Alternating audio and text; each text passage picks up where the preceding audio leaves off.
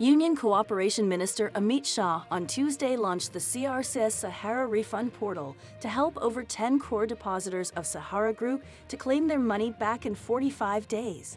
Terming this a historic moment, Shah said depositors will get their refund in 45 days after registering themselves on the portal.